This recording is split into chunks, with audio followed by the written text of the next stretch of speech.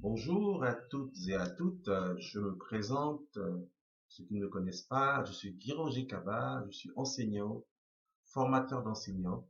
J'ai mis en place depuis quelques semaines une chaîne YouTube à laquelle je vous invite encore une fois à vous abonner qui s'appelle MathEduc TV. Sur cette chaîne, on parlera d'enseignement des mathématiques, on parlera des problèmes d'éducation générale. Nous sommes ici dans le cadre de la troisième capsule didactique du groupe Oméga. Je m'adresse donc particulièrement aux enseignants de mathématiques et éventuellement aux parents qui s'intéressent à l'enseignement des mathématiques. Alors aujourd'hui, on va faire une capsule très pratique, vraiment centrée sur la classe et beaucoup moins théorique que les précédentes. Nous allons nous demander comment faire pour accompagner les élèves dans l'apprentissage de la géométrie, en particulier des élèves qui arrivent en quatrième. Nous sommes tous enseignants ici, nous avons tous connu l'expérience d'enseigner la géométrie en classe de quatrième et nous savons que c'est un passage extrêmement difficile pour les élèves. Alors dans cette petite capsule vidéo, je vais essayer de vous donner quelques éléments de réflexion, quelques éléments qui vont vous permettre dans votre pratique enseignante de vous former pour enseigner la géométrie, en particulier en classe de quatrième. Alors, je vais être très pratique. On va donc imaginer une élève de la classe de quatrième. L'élève, je l'ai appelé Waris. Dans la capsule, on va voir la relation qu'entretient Waris avec la géométrie. Nous, les didacticiens, on parle du rapport au savoir, c'est-à-dire le rapport que l'élève Waris entretient avec la géométrie. Ensuite, on va essayer d'expliquer ce rapport au savoir par le parcours de Waris depuis la maternelle jusqu'au niveau quatrième où elle est, et puis on va regarder aussi ce qui va se passer après pour Waris. Dans un troisième temps, je vous donnerai quelques points de repère pour voir comment il est possible d'accompagner Waris dans son apprentissage de la géométrie. Et enfin, je terminerai par 3 points de repère pour bien asseoir les idées, pour faire apprendre la géométrie en classe de quatrième. Alors, commençons par le cas de l'élève imaginaire dont je vous ai parlé, Waris. C'est une élève de la classe de quatrième. Elle prétend que la géométrie, c'est sa bête noire. Je précise tout de suite que Waris est une bonne élève. Elle a une bonne moyenne générale. Et je précise aussi que Waris n'est pas la seule à avoir des problèmes en géométrie. Une étude menée par Quentin de Mongarias en 2013 montre que une très grande majorité des élèves considèrent que leur échec en maths a commencé avec la classe de quatrième et c'est dû principalement à la géométrie. Donc le cas de Waris, mon élève imaginaire, Waris n'est pas seule. Elle ne comprend pas la géométrie. Lorsque son professeur lui explique la géométrie, elle voit flou. Waris, elle voit flou, elle comprend pas. Il faut donc accompagner Waris pour mieux apprendre la géométrie.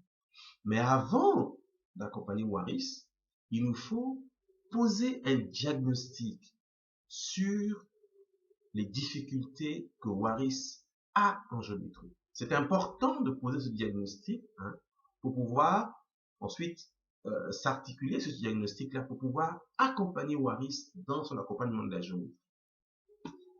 Alors, Waris n'arrive pas à visualiser. Ça veut dire qu'elle n'arrive pas à reconnaître, par exemple, elle n'arrive pas à reconnaître une figure lorsque la figure est placée sous une disposition inhabituelle. Alors prenons le deuxième exemple, juste pour illustrer. Dans le deuxième exemple, on lui donne 3 triangles et elle doit reconnaître des triangles isocèles parmi ces 3 triangles. Le premier, Waris n'a pas de mal à le reconnaître. Le dernier, elle n'a pas de mal non plus à voir qu'il ne s'agit pas d'un triangle isocèle.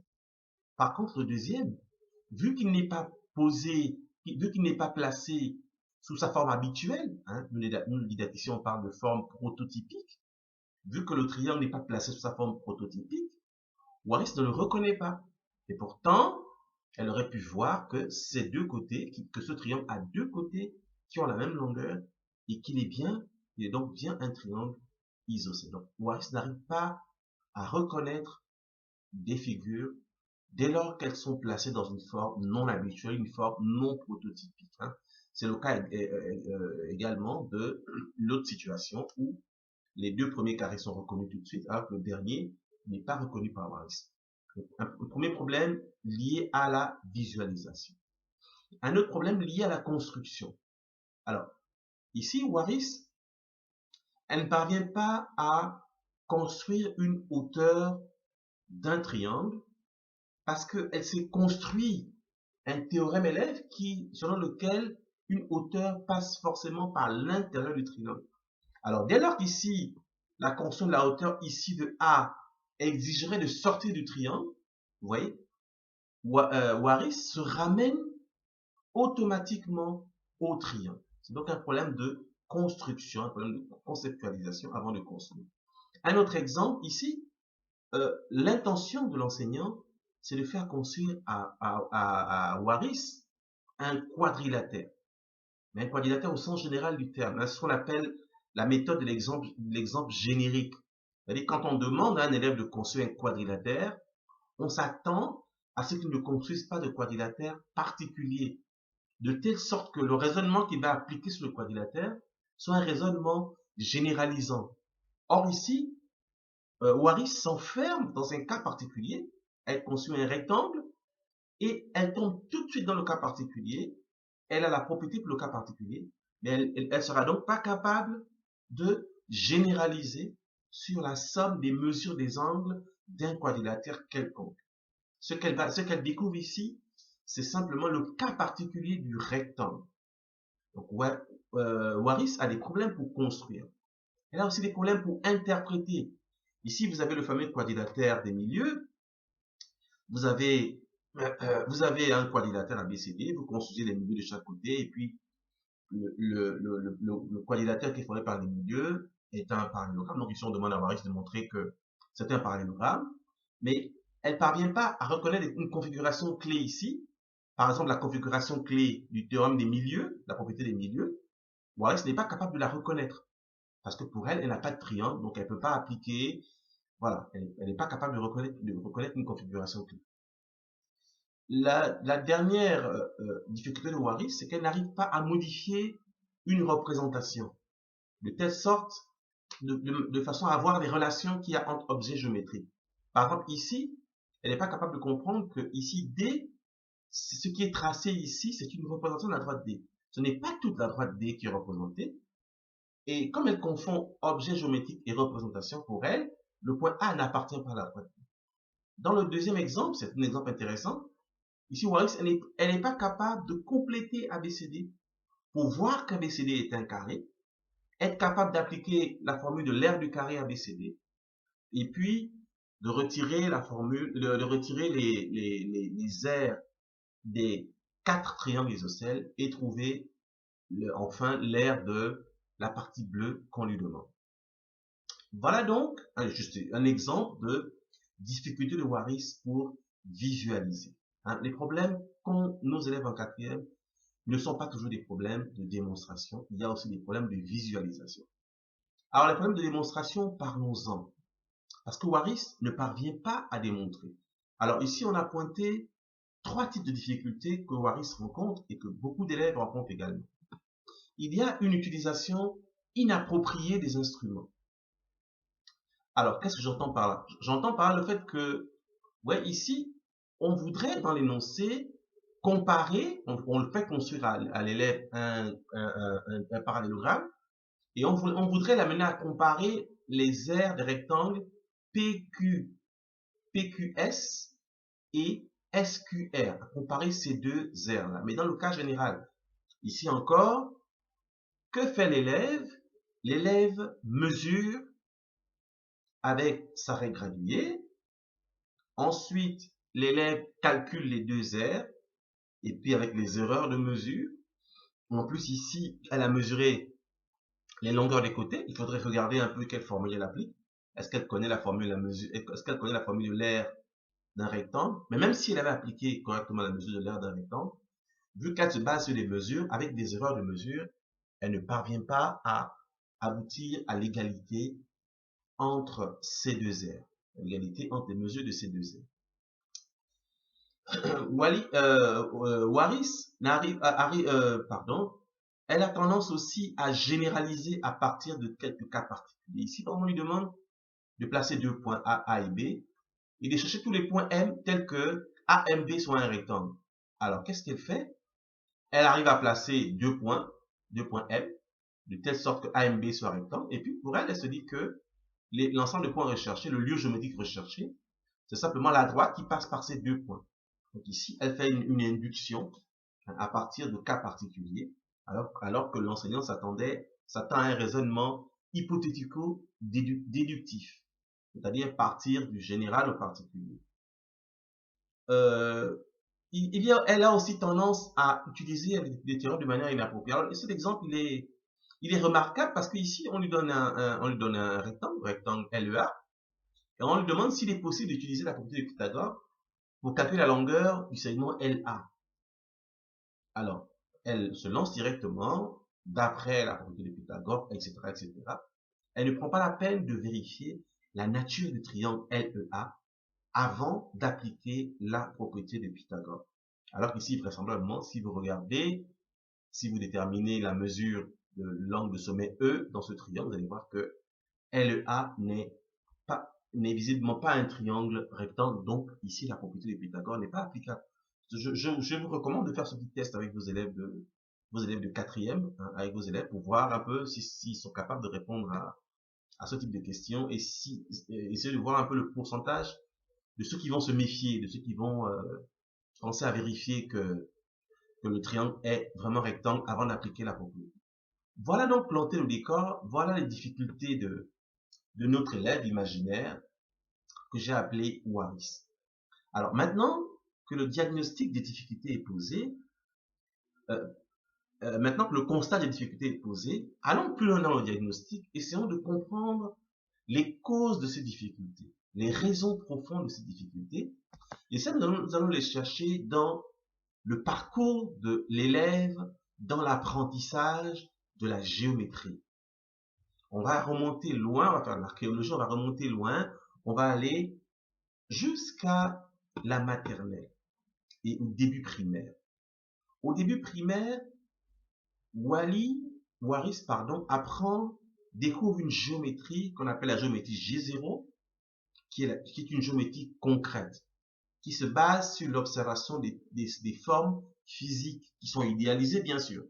Les formes physiques telles qu'elles apparaissent à la vue, et les preuves sont donc des perceptions, ce qu'on voit, qu'on prouve par la vue, par ce qu'on voit. Ici, vous avez un tronc d'arbre. Alors, l'élève va être capable de dire que ce tronc, l'enseignant va amener l'élève à reconnaître ce tronc comme étant un rond. Hein, le rond, c'est un peu les prémices du disque et plus tard du cercle. La forme du tableau, l'enseignant peut aussi montrer la forme du tableau et dire que ce tableau est de forme rectangulaire. Donc que cette figure est un rectangle. L'enseignant peut leur montrer des objets qu'ils peuvent avoir dans leurs mains, des maquettes qui ont une forme rectangulaire. L'enseignant peut leur faire découper des rectangles dans des feuilles cartonnées.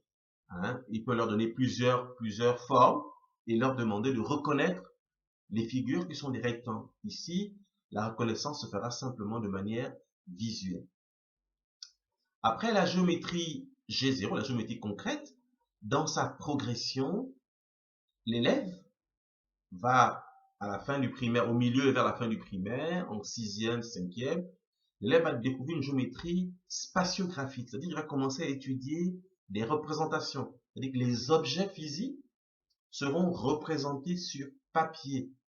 Donc on passe de l'espace physique à un espace des représentations. Ici, la preuve, c'est soit par la perception, soit par l'usage des instruments de géométrie. Alors, ce qui est remarquable ici, c'est que l'élève, pour décrire une forme géométrique, l'élève va faire la liste de toutes les propriétés de la figure. Par exemple, ici, un rectangle, l'élève va caractériser le rectangle par toutes ses propriétés. Les côtés opposés de même longueur, les quatre endroits, les diagonales de même longueur, les angles opposés, les quatre angles droits, etc., etc., les angles. Donc, toutes les propriétés du rectangle que vous imaginez, l'élève doit être capable de les donner pour caractériser le rectangle. Et ici, j'ai dit que les preuves se font par l'usage des instruments. Par exemple, ici, pour démontrer la perpendicularité, l'élève utilise l'équerre. hein, pour montrer que, pour faire la preuve que des droites sont perpendiculaires ou non. On est dans une géométrie spatio-graphique, on est au primaire, on est en 6e, 5e. Alors, les élèves avancent, ils découvrent la géométrie G2. C'est ce qu'on appelle une géométrie proto-axiomatique. Là, elle commence en 4e. Cette fois-ci, on n'utilise plus les formes isolées, les figures, les formes géométriques isolées, le rectangle à part, le carré à part, mais on va plus loin, ça a déjà commencé en 6e, 5e, on va plus loin, on va utiliser ce qu'on appelle des configurations. Donc, ce sont des formes un peu plus complexes, hein, qui mettent en jeu plusieurs formes basiques. Ce qu'on appelle des configurations. Donc, on entre dans l'étude des configurations. Ici, les preuves se font par une articulation entre visualisation et démonstration. Visualisation et raisonnement. C'est-à-dire que les élèves s'appuient sur les figures pour démontrer. Il y a toute une démarche qu'on leur apprend, que vous connaissez mieux que moi. Lecture de l'énoncé, hein, lecture de l'énoncé, recherche d'une démarche, rédaction de la solution. Nous entrons donc ils sont donc en plein dans la géométrie proto-axiomatique. Ici, vous voyez, c'est intéressant parce que cette fois-ci, il y a une recherche de minimalité, recherche d'économie. Le rectangle n'est plus défini par l'ensemble de toutes ses propriétés, mais il est défini par une seule propriété qui va le caractériser. Et cette propriété pourra être prise comme définition, et à partir de cette définition, on pourra déduire à l'aide des règles logiques les autres propriétés. Alors, quand l'élève va évoluer dans ses apprentissages, il va arriver en classe de première, terminale et plus tard à l'université avec une géométrie axiomatique. Cette fois-ci, on n'utilise plus ni les formes isolées, ni les configurations, mais on va plus loin, on étudie les transformations. On va plus loin dans la généralisation. Et cette fois-ci, les preuves se font par la démonstration. On n'a plus tellement besoin de figures. J'ai pris un exemple de la classe de terminale C, un exemple de démonstration d'une proposition sur les isométries, hein, sur la recherche de points fixes, sur la question de l'invariance par une isométrie, qui est une question importante, hein, qui nous permet par la suite de classifier les isométries. Alors, et je suis allé plus loin, hein, là on est en terminale, je suis allé plus loin pour dire que, vous voyez, ce qui est vu en terminale là, après l'horizon s'élargit pour ceux qui vont continuer en maths, ils vont continuer dans la géométrie différentielle. Pour ceux qui vont s'intéresser à ceux qui vont aller plus loin en mathématiques, ceux qui font des études de mathématiques pures, ils vont découvrir la géométrie différentielle. Vous voyez, ce qu'ils ont vu en terminale, hein, d'accord, va se développer. Hein. Vous savez, ici, c'est une connaissance, on est dans l'horizon, hein, l'horizon mathématique. Ici, on est en terminale. Là, on est au niveau, bon, je sais pas les programmes en tête, je pense que là, on est au niveau, peut-être fin de licence ou master 1, où les élèves devenus étudiants vont découvrir la géométrie différentielle. Dans le cadre de la géométrie axiomatique, on peut aussi aller au-delà de la géométrie euclidienne. Hein. La géométrie euclidienne se caractérise par l'axiome d'Euclide, d'accord? Étant donné une droite et un point d'appartenant par cette droite, il ne passe qu'une seule droite passant par ce point qui est parallèle à la droite de nous. Ouais, ici, on a les géométries non euclidiennes. En G3, on a les géométries non euclidiennes, géométrie hyperbolique, vous voyez, ce que devient le rectangle, géométrie sphérique. Donc ici, on est vraiment dans une géométrie qui est basée sur un espace, sur des objets abstraits, qu'on n'est même plus obligé de représenter. Vous voyez ici en terminale, on fait des démonstrations sans figure, sans illustration. Hein, vous voyez ici, plus loin encore, quand ils sont en master en géométrie différentielle, ben ici les figures, non, c'est des raisonnements sur des formes abstraites. Donc le niveau d'abstraction est vraiment poussé loin, vraiment poussé très très très loin. Alors, de ce paysage, on voit tout de suite les raisons des difficultés de notre élève. C'est la transition, hein, le passage d'une géométrie à une autre. Alors, l'élève doit passer de G0 à G1, transition maternelle primaire. Elle passe d'une géométrie des formes concrètes à une géométrie des formes représentées. On est dans la preuve par la perception. Ensuite, elle doit passer de G1 à G2. On a la transition difficile dans la 5e et la 4e. Elle est dans une géométrie des formes représentées. Et les preuves, cette fois-ci, on lui exige des démonstrations. Et plus loin encore, elle va dans une géométrie des formes abstraites, preuve par des démonstrations encore plus rigoureuses. Vous voyez, tous ces passages-là expliquent les difficultés que notre élève rencontre dans l'apprentissage de la géométrie. Alors, une fois le diagnostic posé, il faut qu'on trouve le remède. Il faut qu'on essaie de voir comment il est possible pour un enseignant d'accompagner l'élève. Alors ici, je vous ai pris quelques points de repère pour aider la transition de G1 à G2. Vu qu'on a supposé, pour ne pas faire trop long, on a supposé que Waris c'était une élève de quatrième, une élève qui entre en quatrième. Donc, je vous propose 3 points de repère pour accompagner Waris. Premier point, faire travailler la visualisation. Deuxième point, s'appuyer sur la visualisation pour faire apprendre à démontrer. Troisième point, varier les types de tâches de démonstration. Commençons par le premier point. Alors, la visualisation, c'est la construction et l'exploitation des constructions dans le raisonnement géométrique, dans la mathématique. Donc, il faut vous départir d'une idée préconçue qui voudrait que les élèves aient appris une parfaite maîtrise des instruments au sortir du primaire ou bien en 6e, 5e. Vous avez l'expérience, les enseignants qui ont l'expérience savent très bien que même arrivé en 4e, il peut arriver que les élèves aient encore du mal dans la visualisation, aient encore du mal à utiliser les instruments. Donc, ne supposez pas qu'ils savent. Hein. Aidez-les du mieux que vous pouvez. Premièrement, il faut les aider à réaliser des dessins à main levée. Les dessins à main levée permettent rapidement de se faire une idée de la situation globale. Donc, il faut qu'ils soient capables de faire des figures codées si possible à main levée. Très rapidement, on a une vision globale de la situation. Il faut qu'ils soient capables d'utiliser les instruments, correctement les instruments, l'équerre, le compas, le rapporteur, les élèves doivent être capables d'utiliser. Parfois même la règle graduée, des élèves qui ont de la difficulté à utiliser correctement une règle graduée. Il faut ne pas hésiter à vous baser sur des formes concrètes, des solides que les élèves ont fabriquées eux-mêmes, à l'aide de patrons pour illustrer les propriétés. Je prends un exemple ici, par exemple, le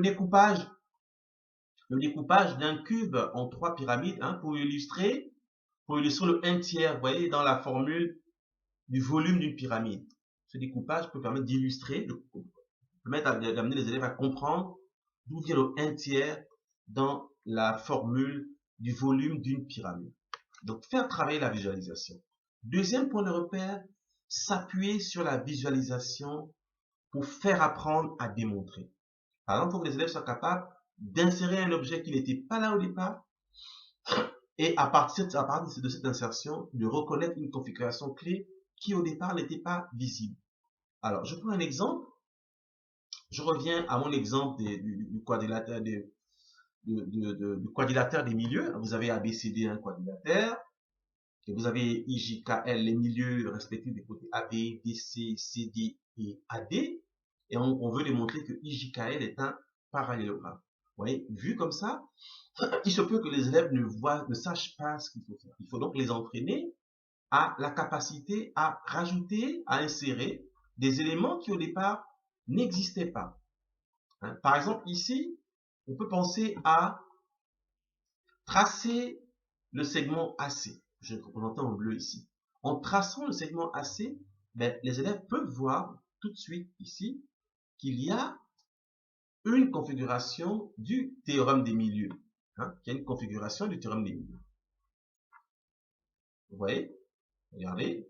Voilà. Vous voyez ici, en isolant le reste de la figure, on peut focaliser l'attention des élèves sur une configuration de la propriété des milieux que les élèves peuvent aisément appliquer pour montrer que IJ est parallèle à AC, etc., etc. Et une fois ce travail fait avec les élèves, une fois on leur a montré comment faire, on espère après les élèves pourront être capables de reconnaître dans cette configuration d'autres sous-configurations qui sont des configurations clés qui ramènent à l'utilisation de la propriété des milieux. Donc ça c'est une première chose, ça c'est une deuxième chose qu'on peut faire. Ça c'est une deuxième chose qu'on peut faire. On continue. Il faut aussi varier les types de démonstrations. Pas seulement un énoncé, démontrer que. Il faut varier. Par exemple, pour leur proposer des démonstrations à compléter. Il y a un énoncé, il y a un organigramme de la démonstration avec des cases vides. Et on demande aux élèves de compléter, peut-être d'indiquer les propriétés, etc., etc. On peut leur donner aussi un énoncé et puis une liste d'arguments en désordre.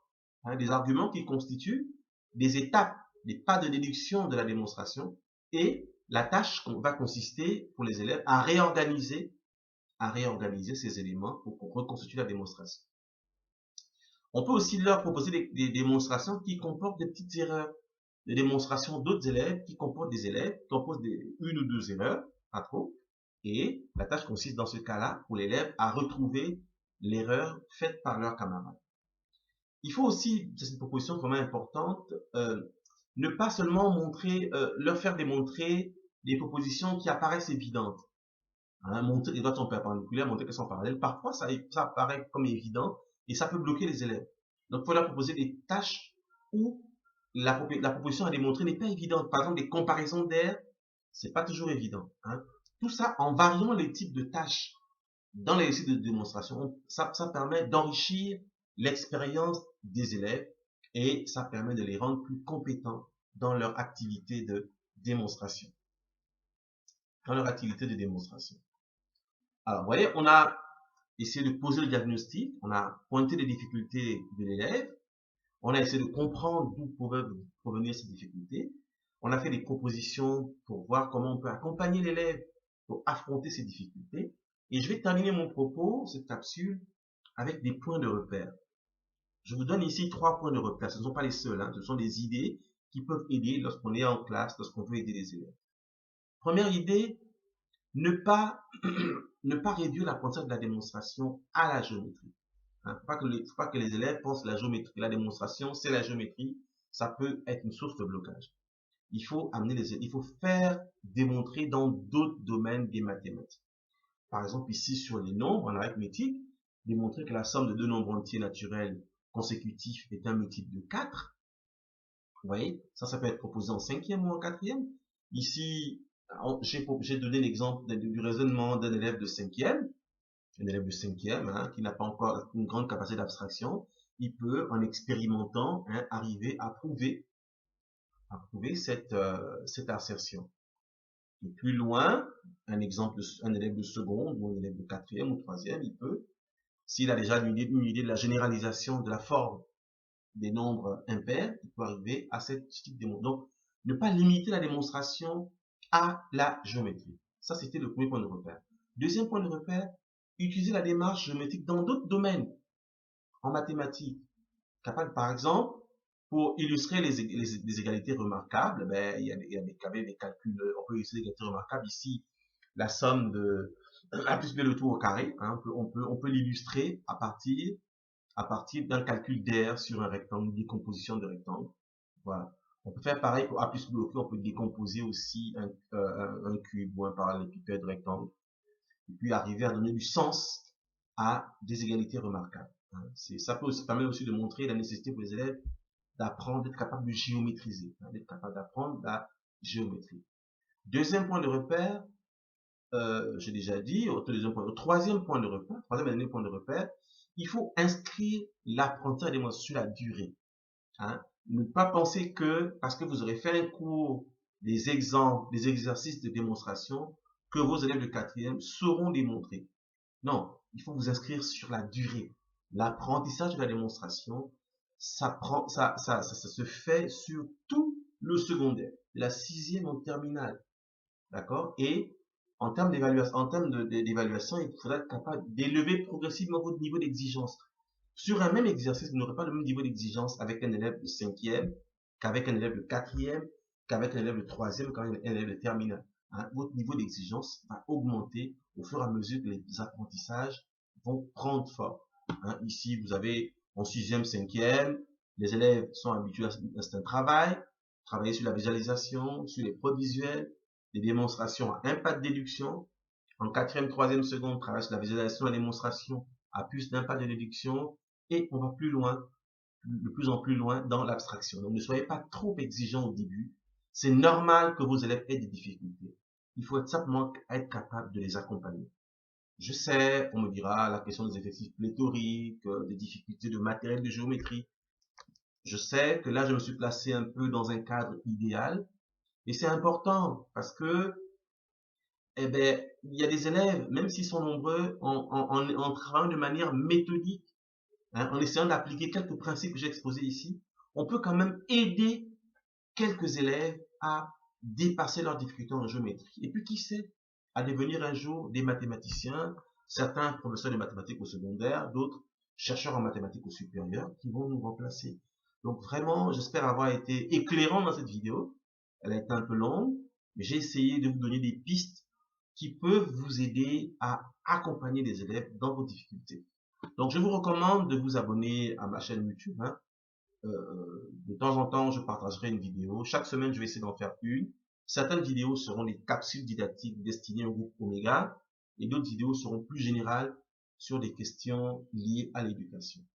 Merci de m'avoir écouté. J'espère vraiment vous avoir aidé. Allez, bonne soirée à tous.